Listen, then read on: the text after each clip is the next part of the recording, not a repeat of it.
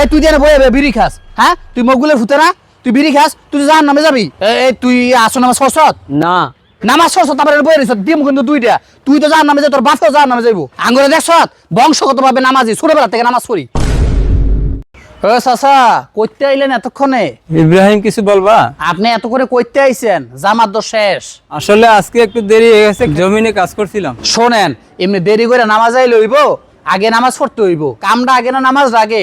নামাজ আগে, নামাজে ঠিক টাইমে আইতে হইব। এভাবে দেরি করে নামাজ হলে কোনো কাম হইব? জাহান নামে তো যাইবেন। আর আপনার বাতিজারা ঠিক মতো নামাজ পড়ে না কেন? আপনি কিছু কইতে পারেন না? আপনি তো তাদের লেগে জাহান নামে যাইবেন। আঙ্গরে দেখেন আমরা টাইম মতো নামাজ পড়ি, ছোটবেলা থেকে নামাজ পড়ি, একক তো নামাজ ছাড় দেই না। আমরা জান্নাতি, জান্নাত তো আল্লাহ আঙ্গুলে গিয়ে বানাইছে। এই নয়, তুই কদম আলীর ফুট না, তুই ফাঁসক তো নামাজ পড়তে আইস না, সপ্তাহে একদিন জুমার নামাজ পড়তে আইস, এমনি করে জান্নাতে যাইতে পারবি? তুই জাহান নামে যাবি, তোর ভাই তো জাহান নামে যাইব। এই সভাপতি সাহেব একটু এদিকে আসেন। কি ইমাম সাহেব কিছু বলবেন?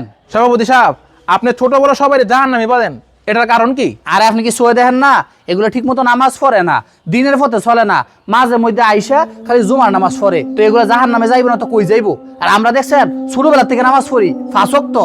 ঠিক আছে আপনি ছোটবেলা থেকে নামাজ পড়েন, কিন্তু আল্লাহ তাআলা যদি বলে তোমার নামাজ আমার পছন্দ হয় নাই, তোমার ওযু আমার পছন্দ হয় নাই, তোমার পেটে হালাল খাবার যায় নাই, তখন আপনি কি করবেন? অপরদিকে তারা যদি আল্লাহর কাছে তওবা করে, আল্লাহর কাছে দোয়া করে, এক ফোঁটা চোখের পানি ফালায়, আল্লাহ তাআলা পছন্দ করে জান্নাত দিয়ে দিল, তখন আপনার কিছু করার থাকবে?